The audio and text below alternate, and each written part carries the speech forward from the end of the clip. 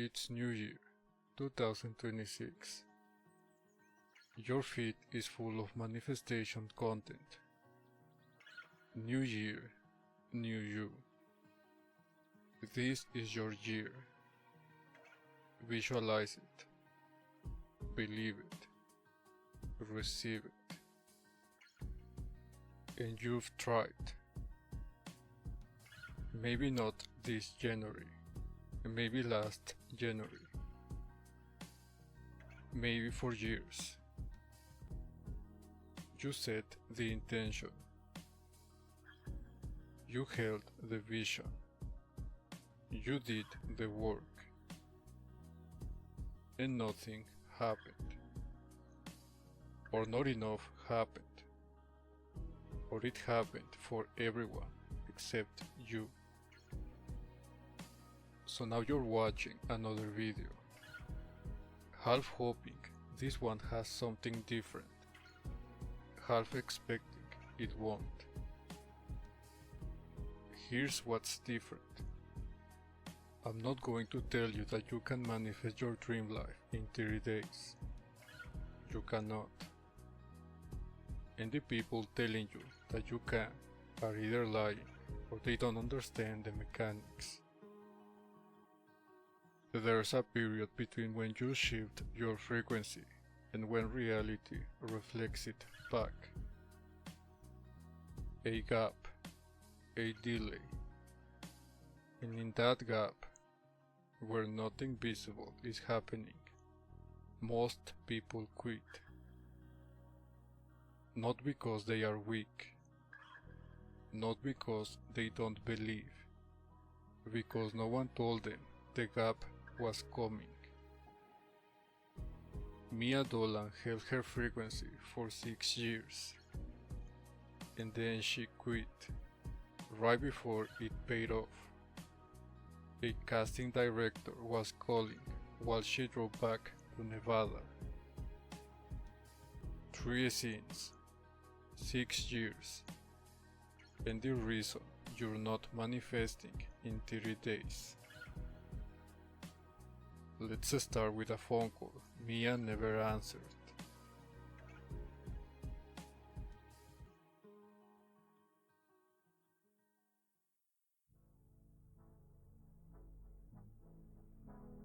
Here's a moment most people never see. The moment the breakthrough arrives and no one's there to receive it. You have probably had a version of this. You worked towards something, hold the vision, and at some point you stop.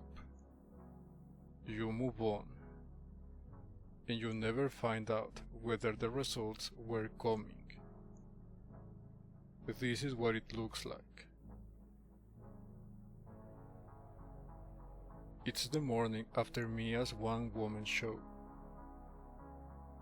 The show she wrote herself. The show she funded herself. The show that was supposed to prove, finally, that 6 years of trying hadn't been wasted. The theater was nearly empty. Sebastian, who promised to be front row, never showed. And after the performance, she overheard 2 audience members tearing her apart. So she quit,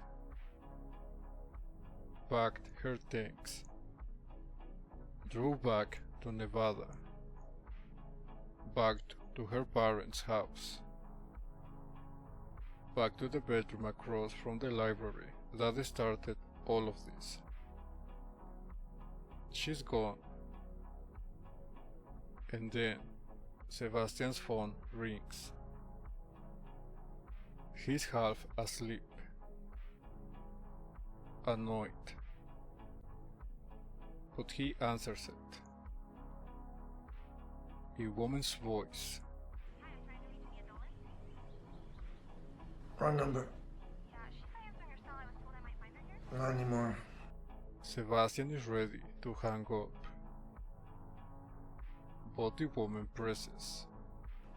Okay, well, if you do talk to her, I won't. could you tell her Jane, Amy Brett Cassidy, is trying to reach her? Sebastian stops, sits up, suddenly wide awake.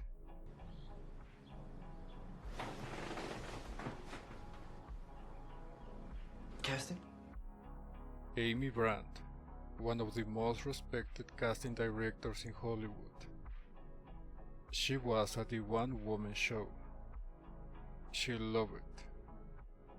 And now she's calling, trying to find Mia, to offer her an audition for a major film. Mia had 6 years of commitment. 6 years of I am an actress, backed by Axiom, dropping out of school, moving to LA, hundreds of auditions. She expected that at some point, the external world would reflect what she'd been holding internally. But for 6 years, it didn't. No visible progress. No confirmation. Just silence. What she didn't know, Amy Brandt in that audience wasn't random. It was 6 years of Mia being in the game, being seen, building the skills that made that one-woman show possible. The 6-year delay was ending. The external results were finally arriving, and Mia quit in the final hours of it, right before she could see what had been forming all along. You have done this with a project you believed in. Maybe you spent 2 years building something, a business, a book, a skill. No results, no traction, and no signs anyone cared, so you stopped. You told yourself it wasn't working, but you don't actually know that. You know it wasn't working yet. You don't know whether the next month, the next week, the next conversation would have changed everything. You quit during the delay, and you'll never know how close you were. Same pattern, same mechanic. This pattern has a name, and it explains why 6 years of commitment can collapse in a single night of silence.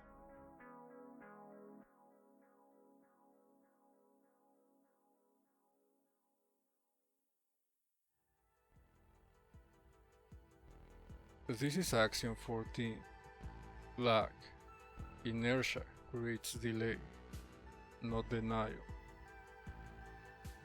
When you shift your internal state, external reality doesn't update immediately. There is momentum from the old pattern, and the new frequency has to overcome that inertia before it can materialize as form. The delay between your shift and visible results is not failure, it's physics. Mia held for 6 years, and in the final hours, when the results were arriving, she quit because of one bad night. But here's the question: why that night? She'd survived hundreds of rejections before. What made the one-woman show different? What broke her? Because it wasn't just empty seats. Something else happened that night. Something that made 6 years of holding collapse in a single evening.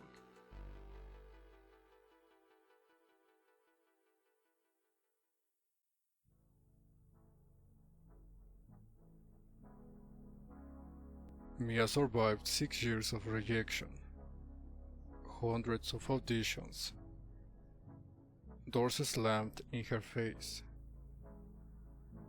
So why did one night in a half-empty theater break her? Because she wasn't just rejected that night.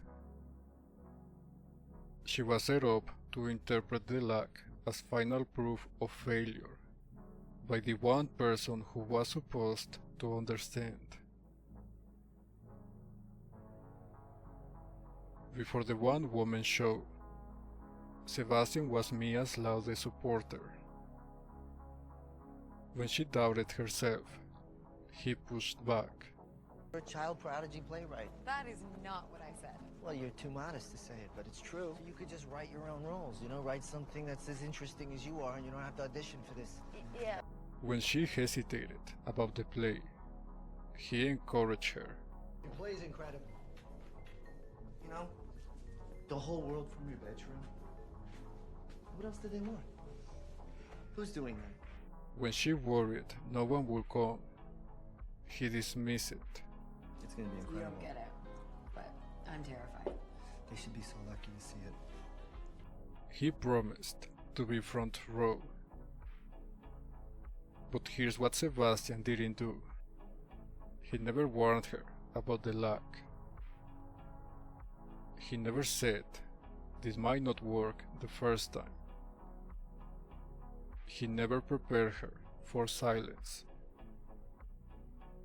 He sold her the destination, standing ovation, packed theater, validation, without any warning about what happens when reality doesn't update on your schedule. And then the night came.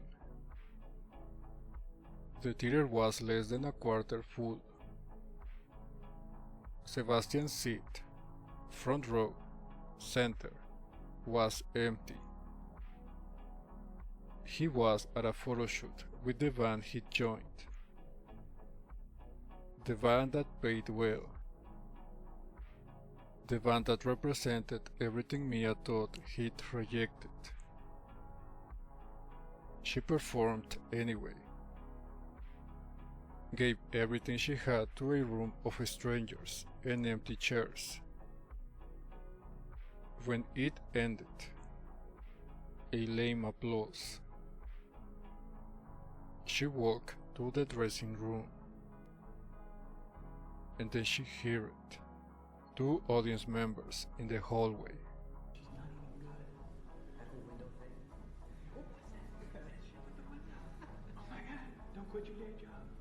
Mia froze. This wasn't just rejection. This was confirmation. 6 years of maybe I'm not good enough suddenly had evidence. Later, outside the theater, Sebastian arrived. Too late. Sorry. I'm gonna make it up to you. I don't blame you for It's not over. What is? It's over. I'm done embarrassing myself. I'm done.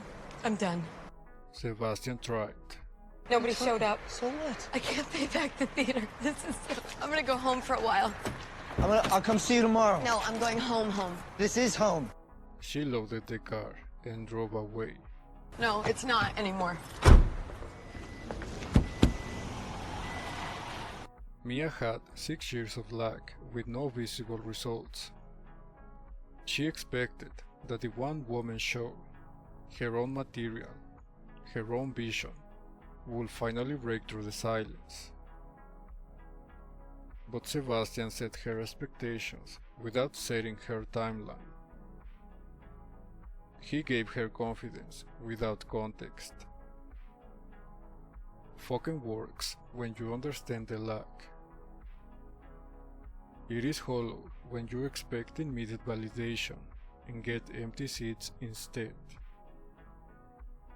So when the lack continued, when the theater was empty, when the critics were cruel, when Sebastian wasn't there, Mia had no framework to interpret it.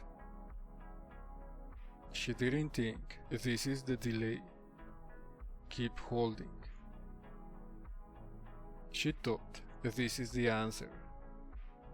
I'm not good enough. The lag didn't break her. The wrong expectations did.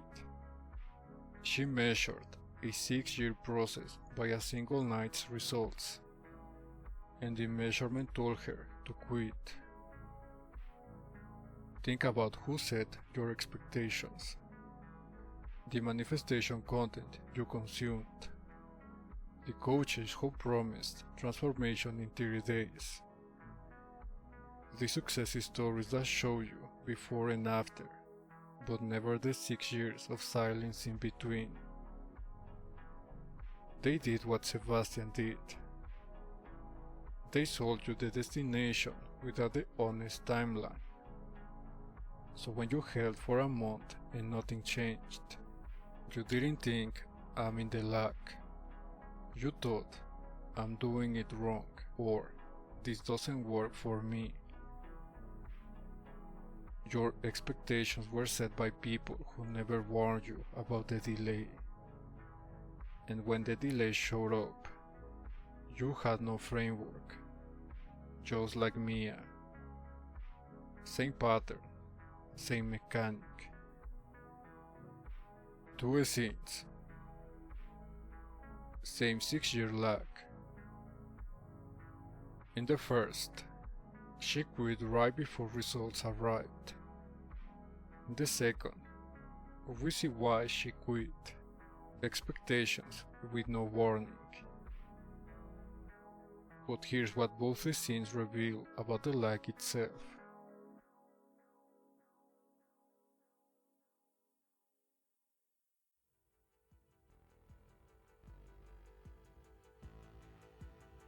In the phone caller scene, the lag had ended. Amy Brandt was calling with the breakthrough. Mia wasn't there because she'd already quit. In the one woman show scene, we see why she quit. Sebastian set high expectations with no warning about the delay.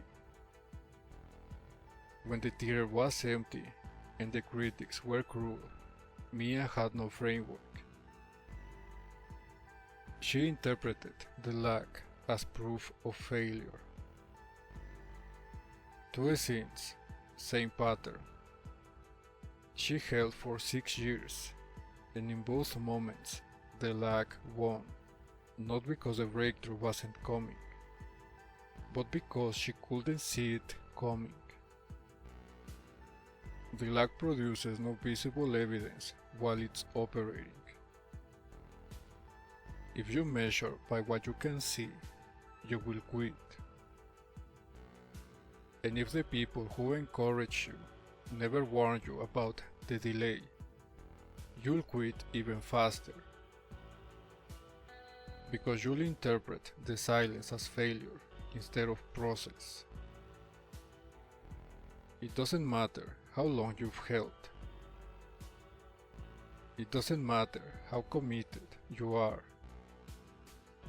If you don't understand that the delay is mechanical, not personal, you will eventually measure wrong and walk away. But here's the question. Why does the lag exist at all? Why doesn't reality just update the moment you shift your frequency? Because there's a mechanical reason why 6 years of holding produce nothing visible, and understanding it is the difference between quitting during the delay and holding through it.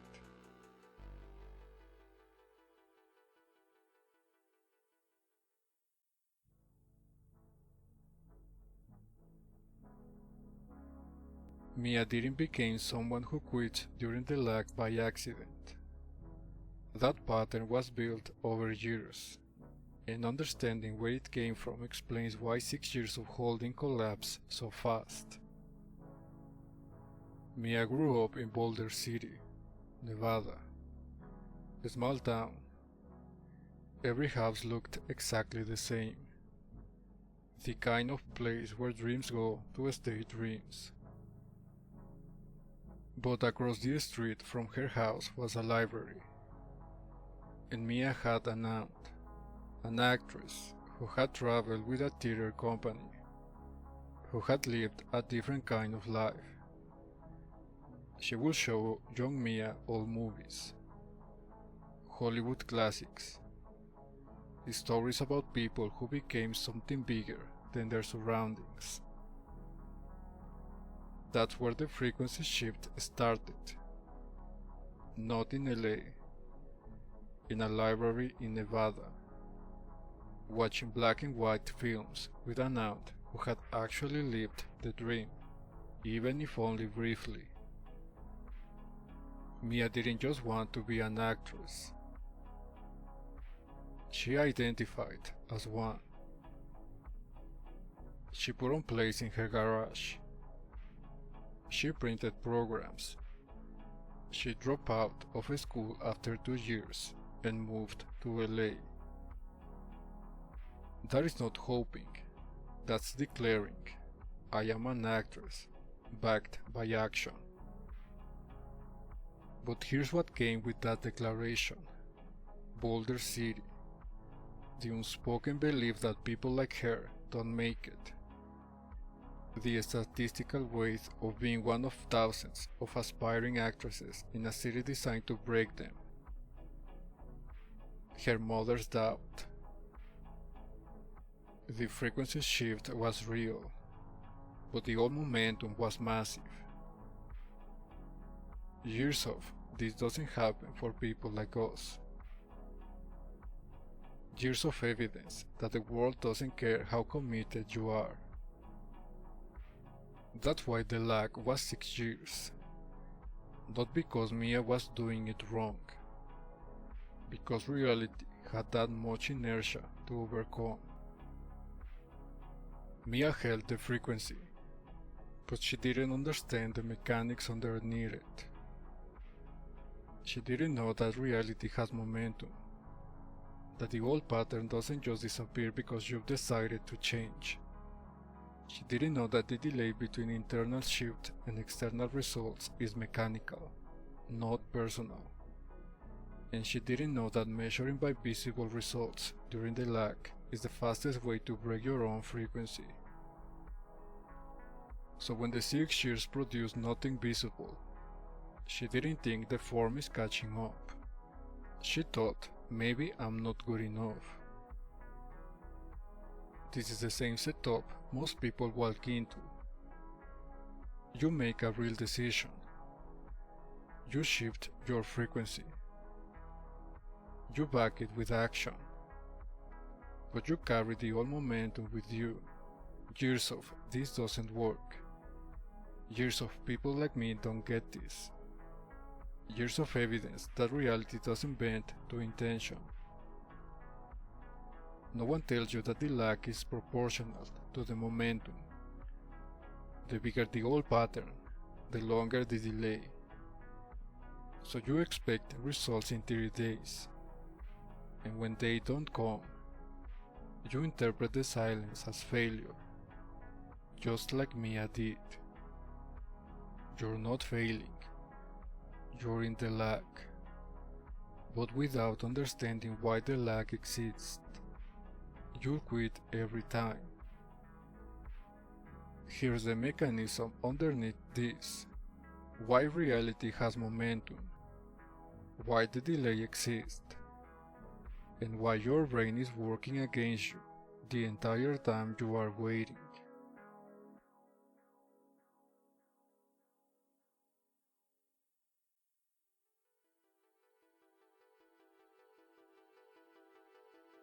Here's the mechanic underneath everything we have seen. When you shift your frequency, when you go from I hope to be an actress to I am an actress, reality doesn't update immediately. And the reason is physics, not failure. Reality has momentum, the old frequency. Years of people like me don't make it.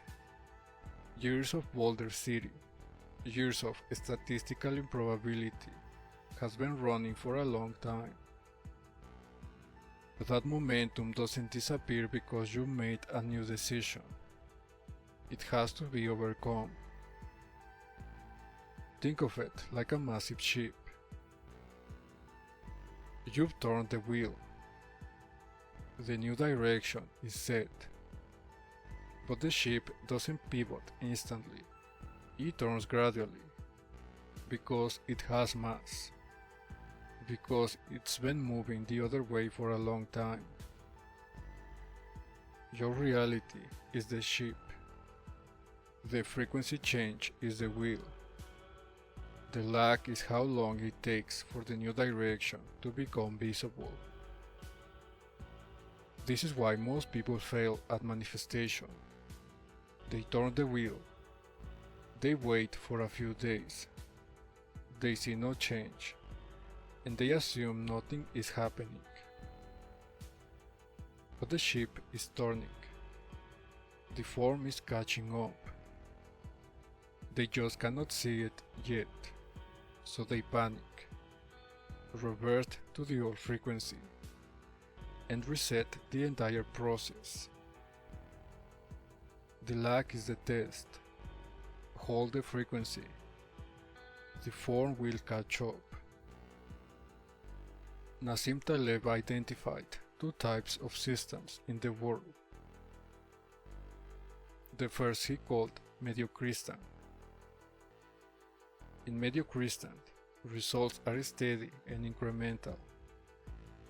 You work an hour, you get paid for an hour. You study a chapter, you learn a chapter. Progress is linear.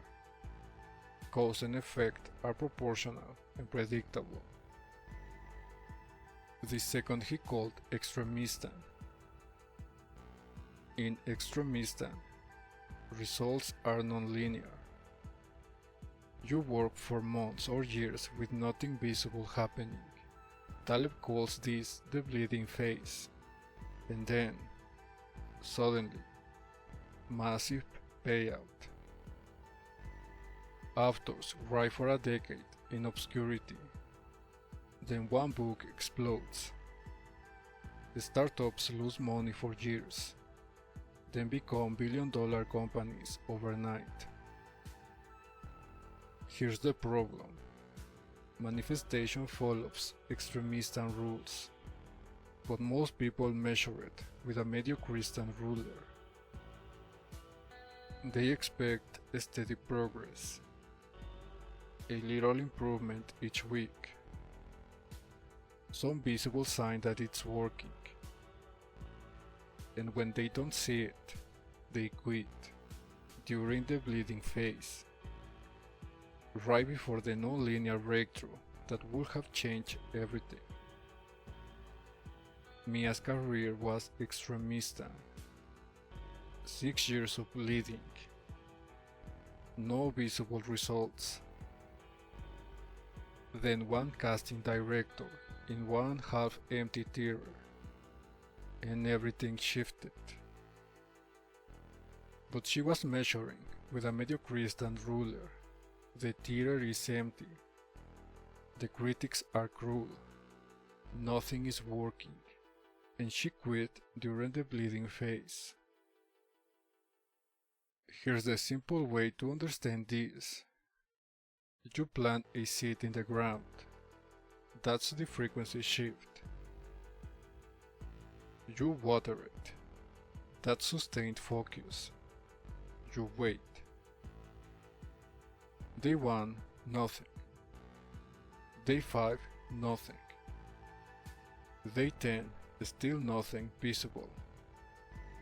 The ego screams, "This is pointless. The seed is dead. Dig it up and check." But beneath the surface, roots are growing. The seed is germinating. The process is happening, just not where you can see it yet. If you dig up the seed to check if it's working, you kill it. If you stop watering because you don't see results, it dies. But if you hold the frequency, keep watering, keep believing, eventually the sprout breaks through the surface. The lag between planting and sprouting is in denial. It's gestation. Mia planted the seed when she was a child. She watered it throughout all her life, and throughout 6 years in LA. And on the night of the one woman show, she dug it up, right before it broke through. There's a second reason the lag breaks people, and it's biological. Max Bennett documented something called the temporal credit assignment problem. Your brain is designed to connect cause and effect within about 1 second.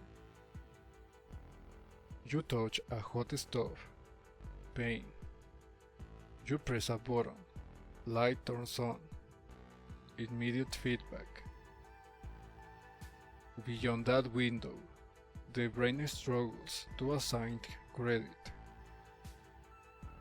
It literally cannot connect an action from the past to a result in the present if the gap is too long.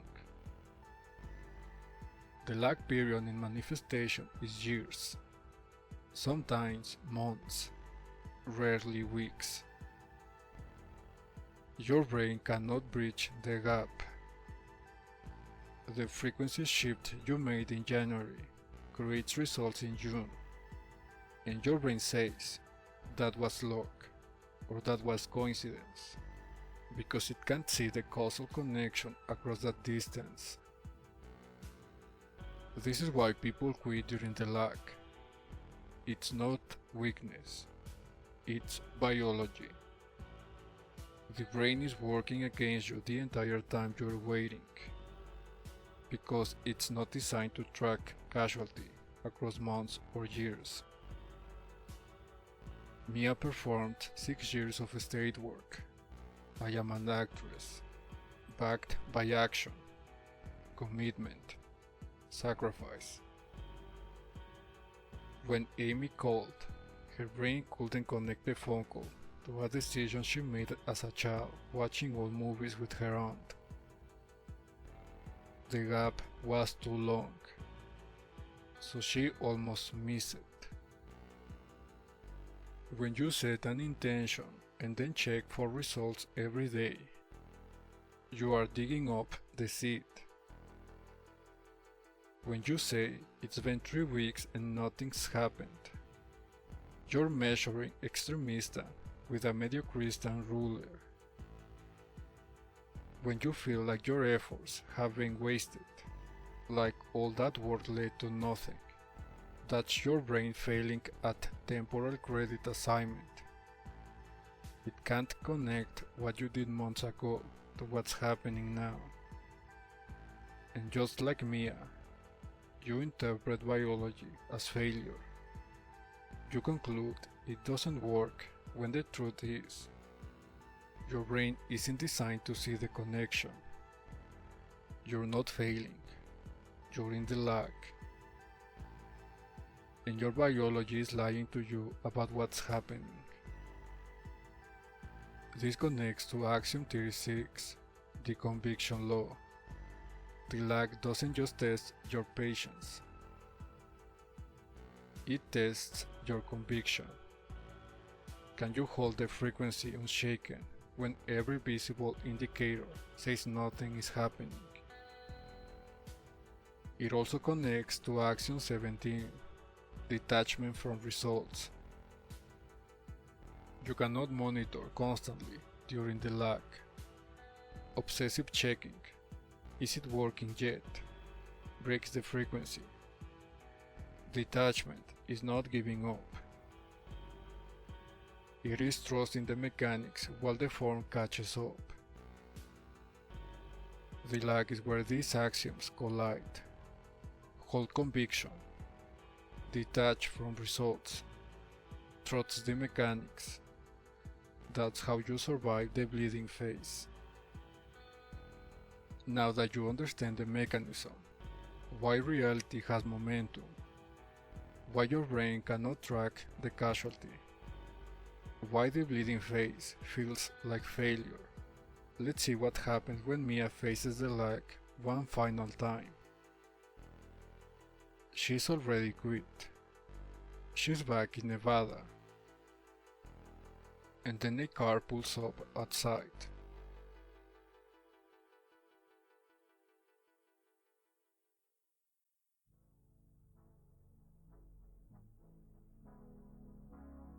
Mia has everything she needs to quit forever. 6 years of evidence that it doesn't work. A one-woman show that proved, in her mind, she wasn't good enough. Critics' voices still ringing. Sebastian, who was supposed to be there, wasn't. And now she's back in Boulder City.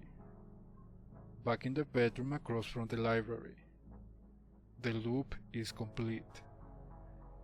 She has decided the lag wasn't a delay, it was an answer, and the answer was no.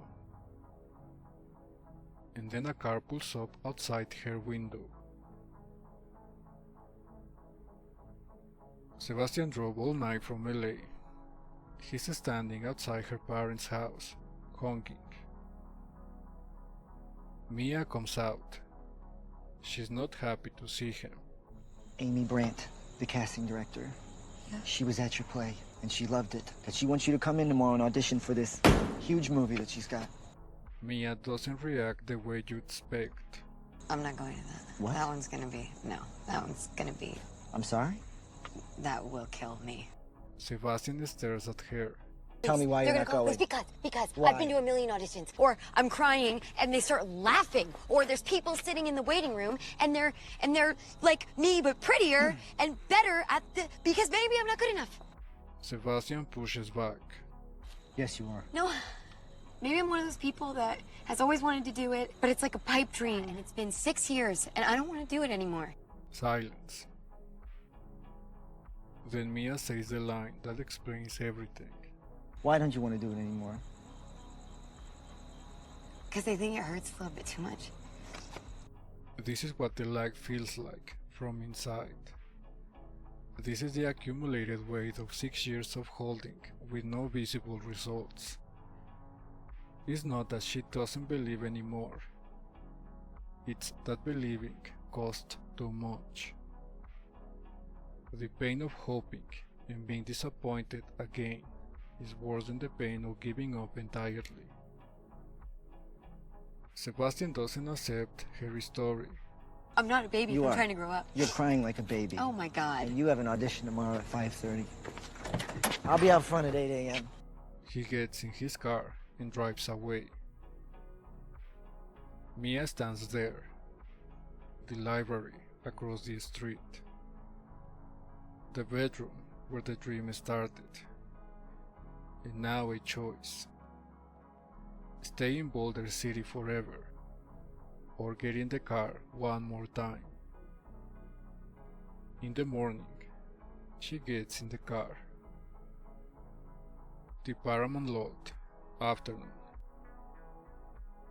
Mia and Sebastian walk through the studio in silence. She enters the audition room. Amy explains. The film shoots in Paris, and we don't have a script. It's going to be a process. We're going to build the character around the actress. Mia nods, uncertain. That you could just tell us a story. About You can just tell us anything. anything. Mia doesn't know what to do. No sides to read. No character description. Just tell us a story. And then she starts talking about her aunt, the actress who traveled with a theater company, who would show her old movies in her apartment, who lived a different kind of life, even if it didn't last, even if she ended up back where she started. Mia doesn't perform. She doesn't try to impress. For the first time in 6 years of auditions, she's not trying to prove anything. She's just telling the truth. And then she sings the song about her aunt, about Paris, about the ones who dream. She finishes. Silence in the room. Amy and the director exchange a look. 5 years later, Mia is driven around the studio lot in a golf cart. People recognize her. Someone offers her coffee on the house. Her face is on posters. She has a daughter, a husband, a life that looks nothing like Boulder City. The luck is over. 6 years of invisible progress finally became visible, and then kept compounding. The frequency she held as a child watching old movies with her aunt, the frequency she held when she dropped out of school, the frequency she held through hundreds of rejections, it all materialized. Not in 30 days, not in 6 months, in 6 years, and then it accelerated. Because that's how extremistan works. Long bleeding, sudden breakthrough.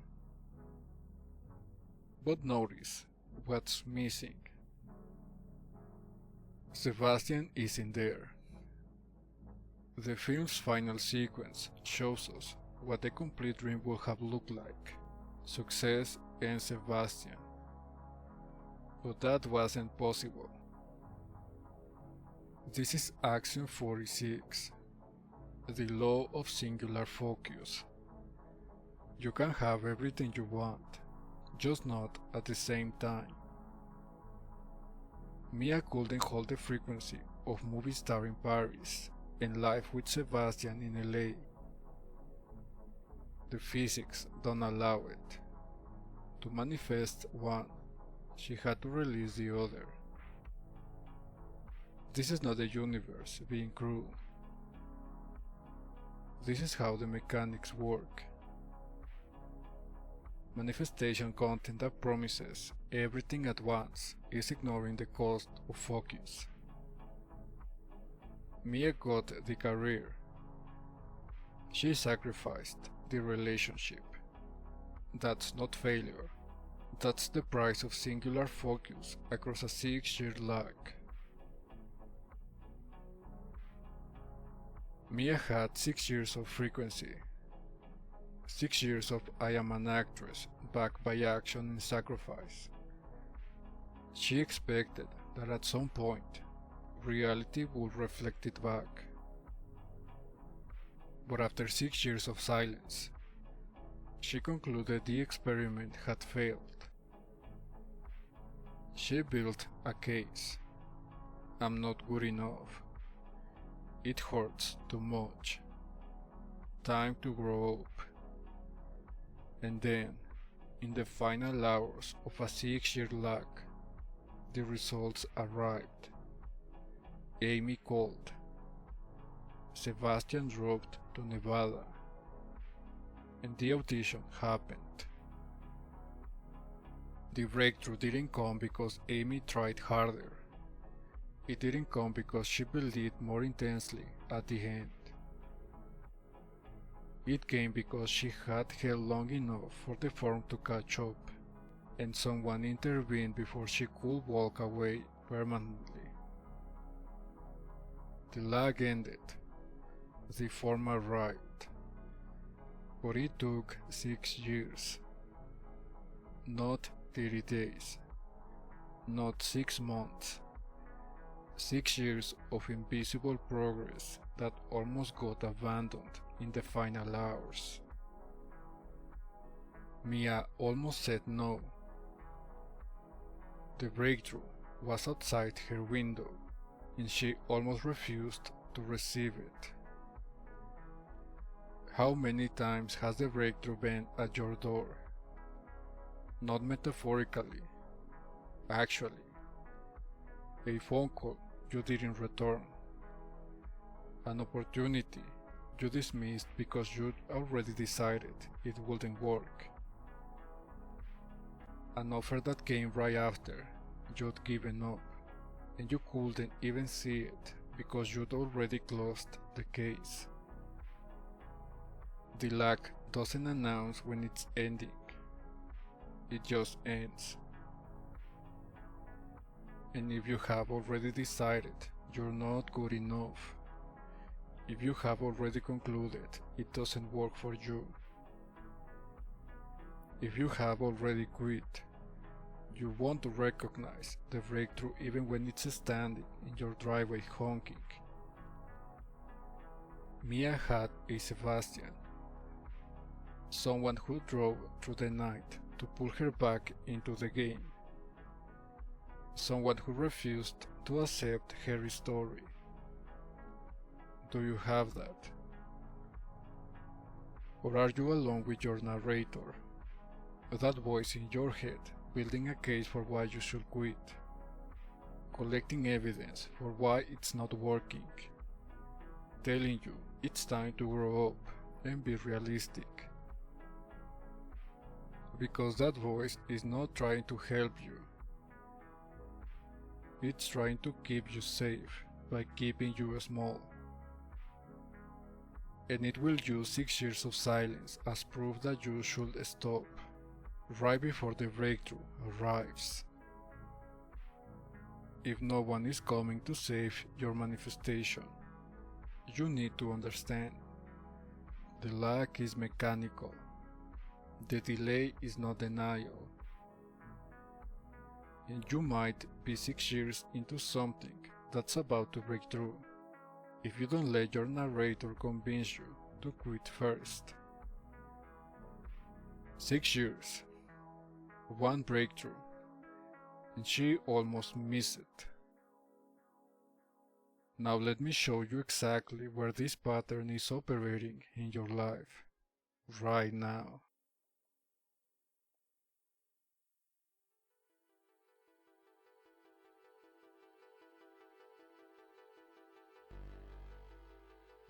You have a desired reality, a version of yourself that exists somewhere in possibility, a version you've been trying to reach. Maybe it's financial freedom, enough money that you're not trading time for survival anymore.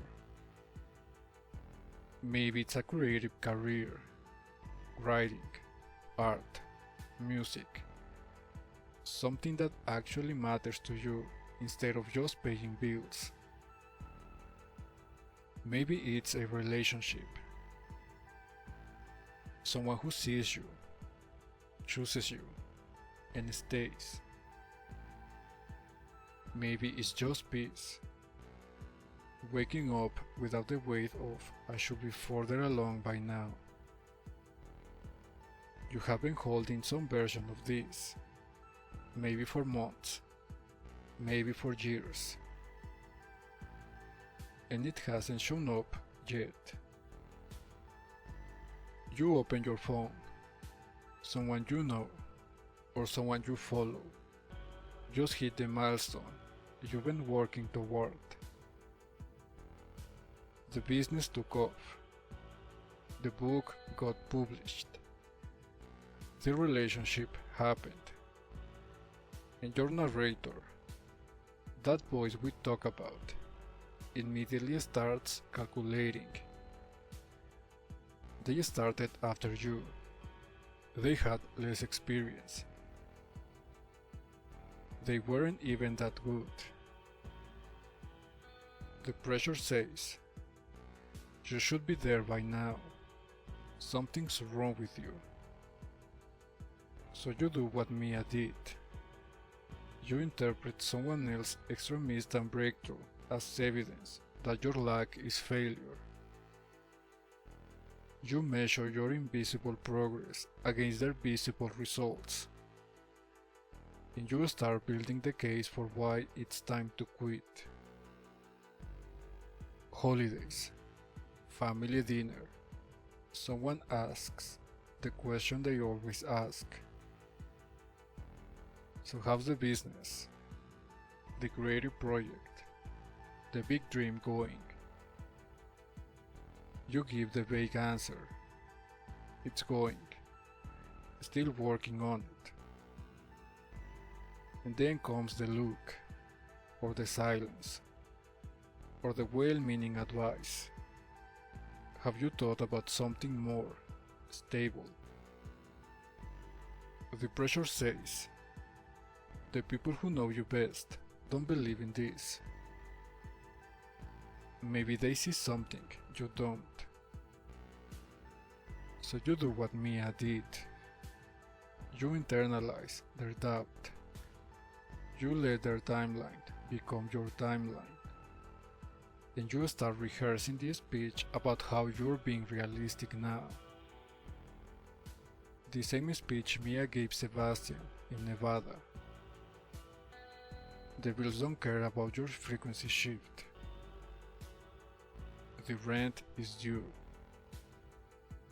The savings are shrinking. The gap between where you are and where you need to be is getting harder to ignore. The pressure says, you don't have the luxury of waiting for some breakthrough. You need to survive now. So you do what Mia did.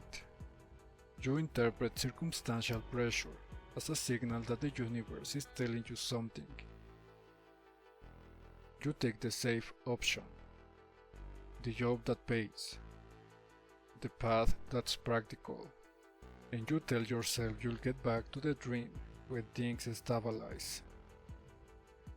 But things never stabilize, and the dream gets put under things I used to want. No one said anything. Nothing happened. It's just Tuesday. But your narrator has been keeping score. Every rejection, every silence, every time you put yourself out there and nothing came back. It's been collecting evidence for months, maybe years, and today it decides to present the case. Look at the data. You've tried. It's not working. How long are you going to keep doing this? At what point you admit this isn't for you? The pressure says, the evidence is clear. You're not delusional.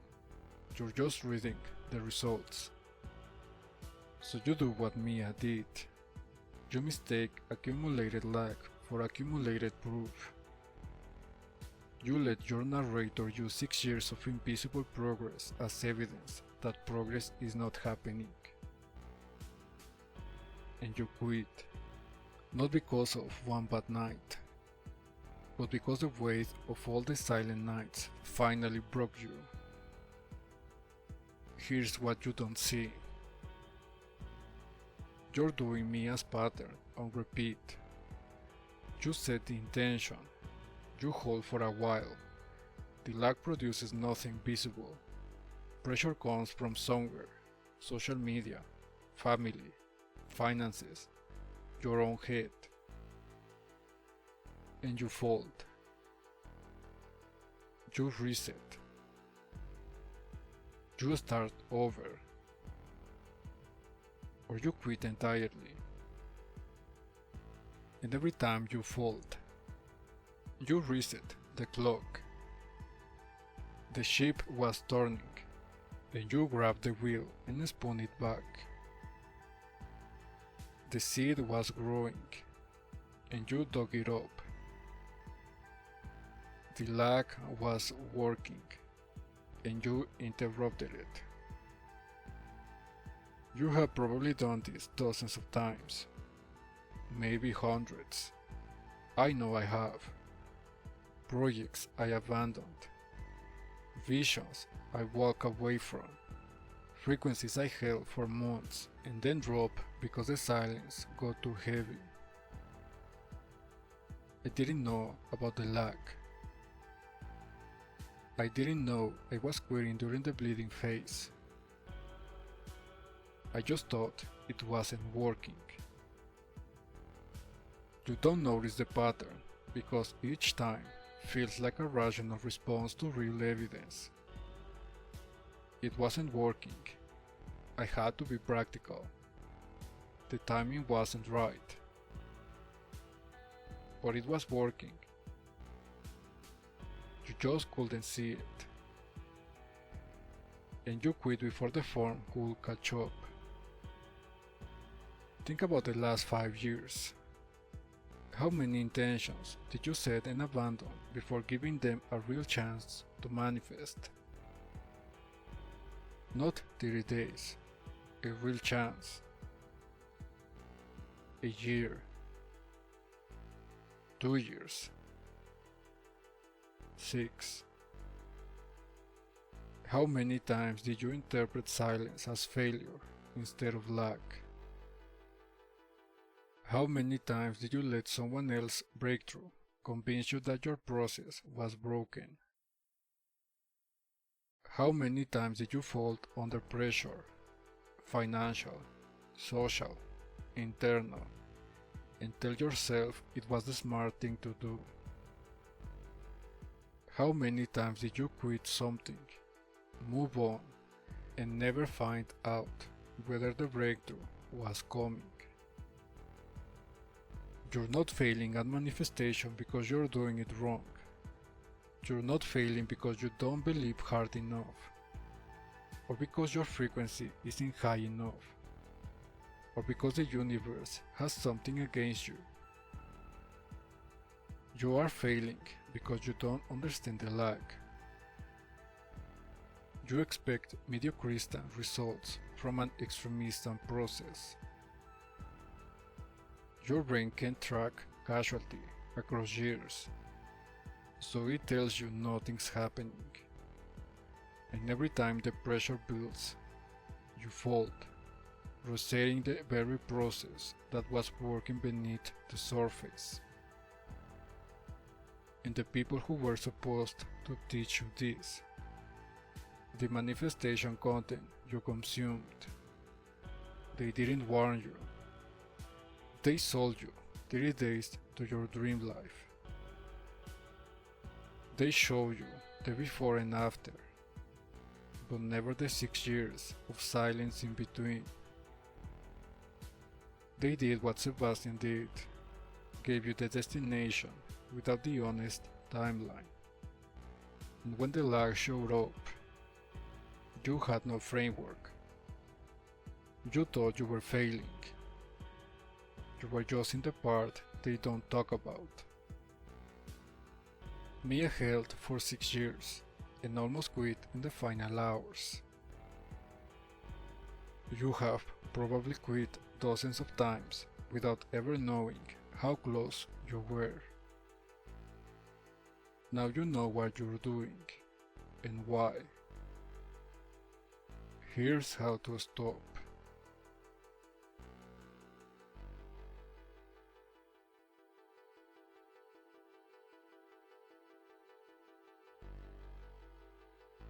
So how do you hold through the lag?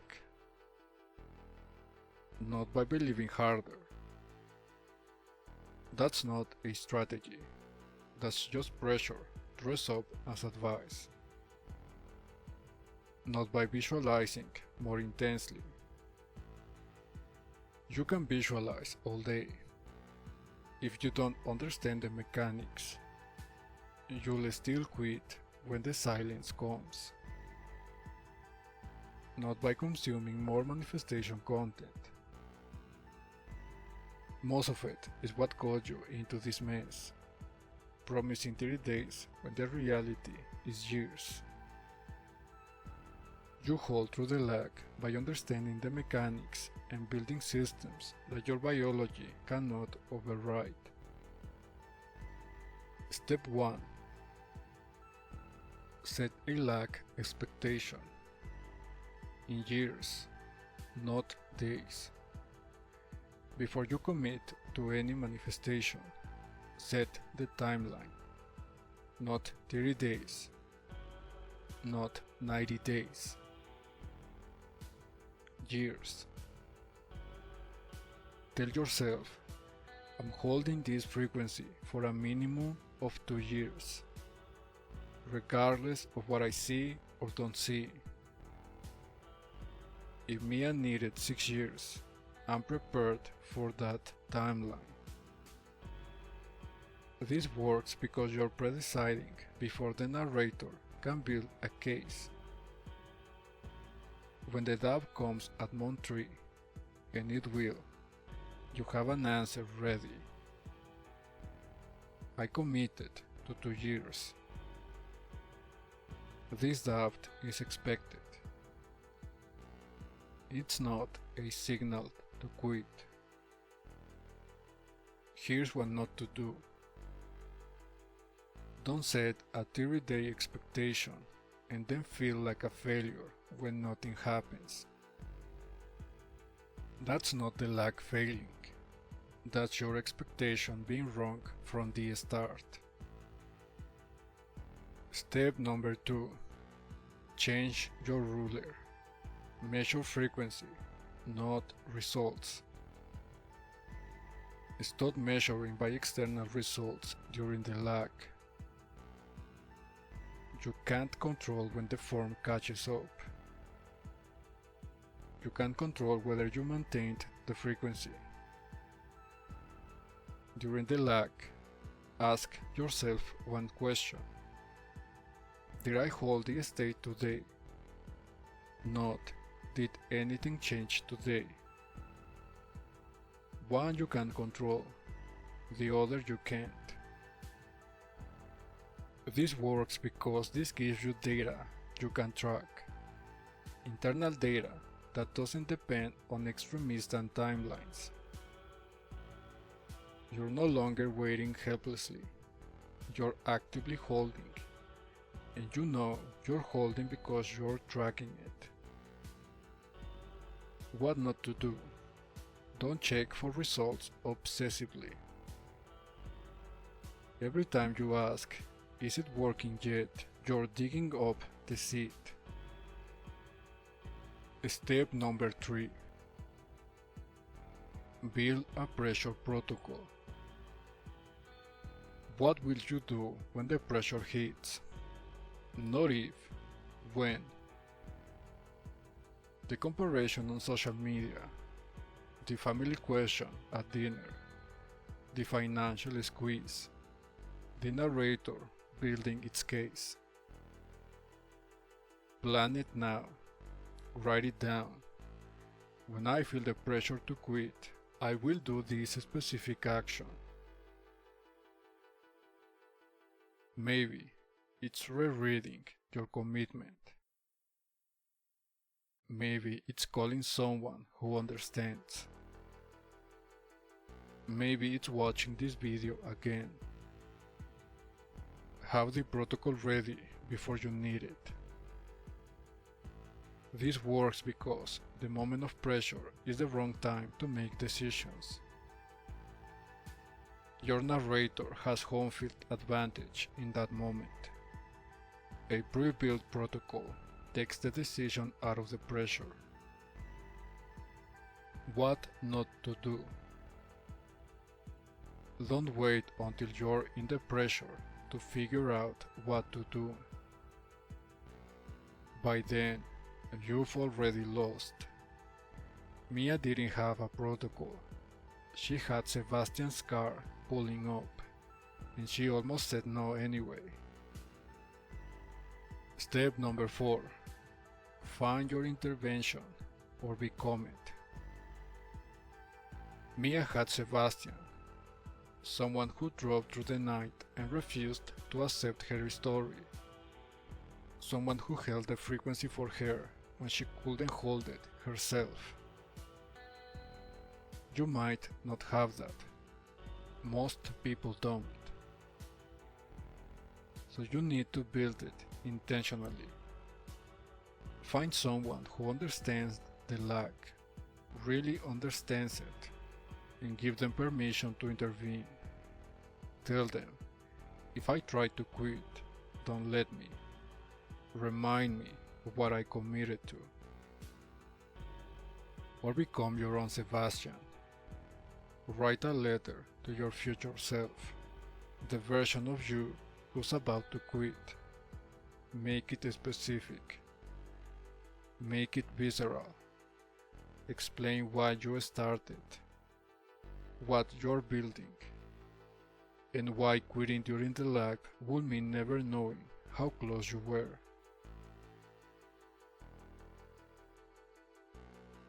When the pressure breaks you, your past self will pull you back.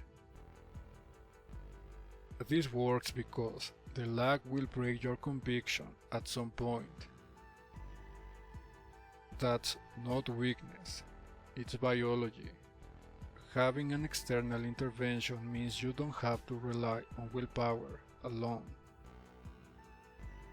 What not to do?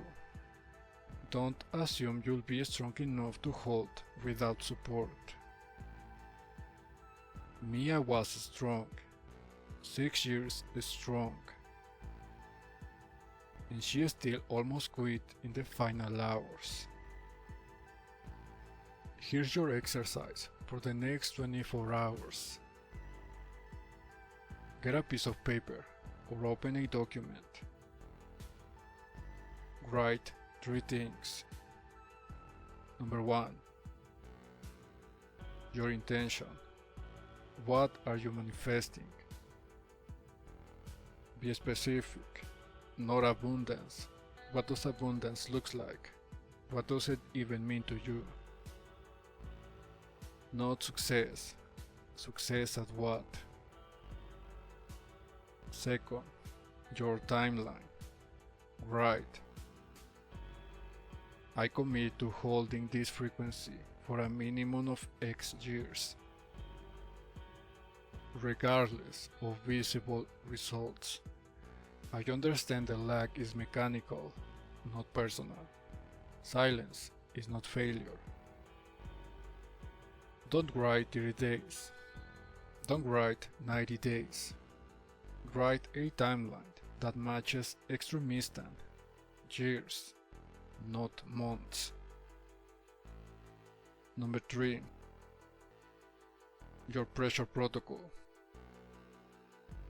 Write. When I feel the pressure to quit, I will do this specific action. And my intervention is this person who has permission to pull me back. Or a letter I have written to my future self. Put this document somewhere you'll see it. Visible. Daily visible. What you'll notice, nothing external will change in 24 hours. That's the point. The exercise isn't about producing results. It's about building the structure that will hold you when your biology cannot. This matters because you're not committing to manifestation. You're committing to surviving the lag. The manifestation will handle itself if you can hold long enough. This document is how you hold. You don't need to believe in manifestation for this to work. You don't need to believe in frequencies or states or any of the language I've used. You just need to understand one thing.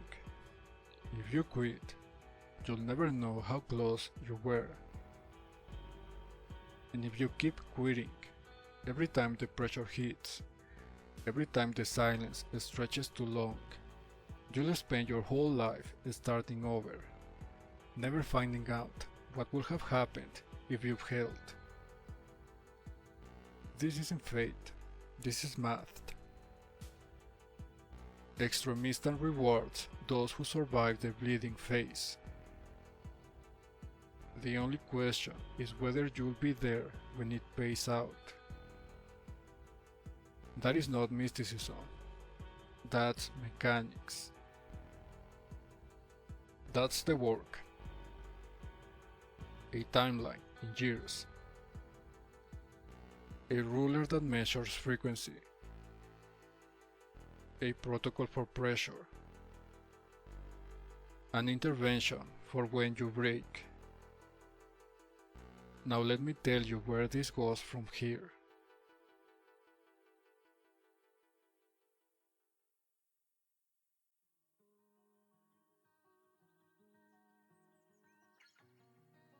La La Land is not a bittersweet story by accident. Mia holds for 6 years, quits in the final hours, and almost misses everything. And some of you are probably thinking, so I just wait forever. How is that different from the Lucian? Here's the difference. The Lucian is holding a frequency with no understanding of the mechanics, just believing without knowing why results aren't appearing. That's how you burn out. That's how you quit. The lag is mechanical. It has a reason. Reality has momentum. Your brain can track casualty across years. And extremist systems don't produce visible progress until they do. Understanding the mechanics doesn't make the wait shorter, but it means you're not waiting blindly. You know what's happening beneath the surface. You know silence is not failure.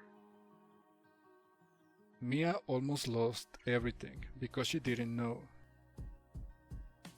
Now you do.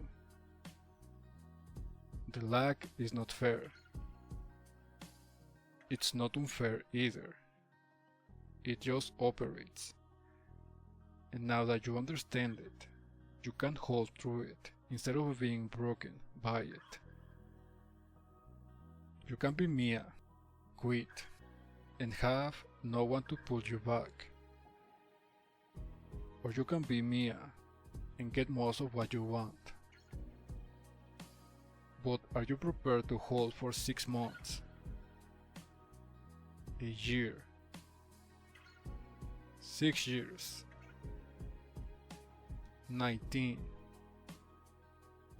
This is what separates this framework from the mainstream manifestation content you've been consuming. It doesn't promise you 30 days. It doesn't tell you to just believe harder.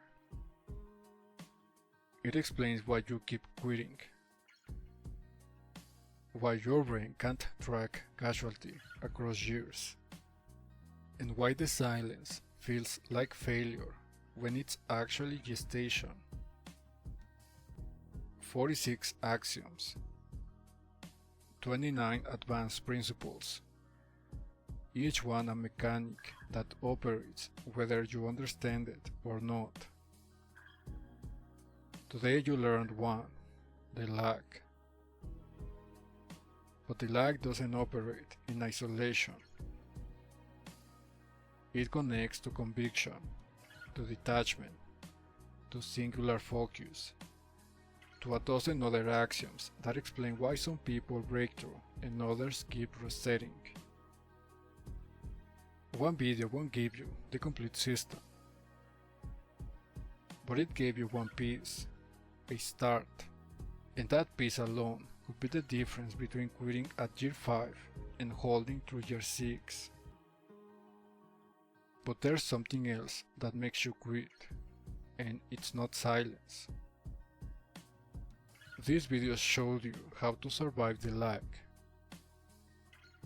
The long stretches where nothing visible is happening. But the lag isn't the only thing that breaks your frequency. What about pressure? What happens when someone challenges your story directly? When your ego whispers doubt. When your partner says, be realistic. When life pushes back and demands you defend what you're building. That's a different collapse. And it has a different mechanic. If you have ever folded the moment someone questioned your vision, if you have adjusted your story to make others comfortable, watch the Gone Girl video. It's Axiom 2. Reality is a story contest. Nick Dunne loses 3 battles in that film. Not because he's wrong, but because he can't hold his story under pressure. You'll see exactly why truth doesn't matter if you can't hold it, and how it's affecting your manifestation. Hit the link in the description. For now, start with what you learned today. The lack commitment document, 24 hours, 3 things, your intention, your timeline in years, and your pressure protocol. That's where you start. Not with belief, not with visualization, with a document that will hold you when your biology cannot. Write it tonight.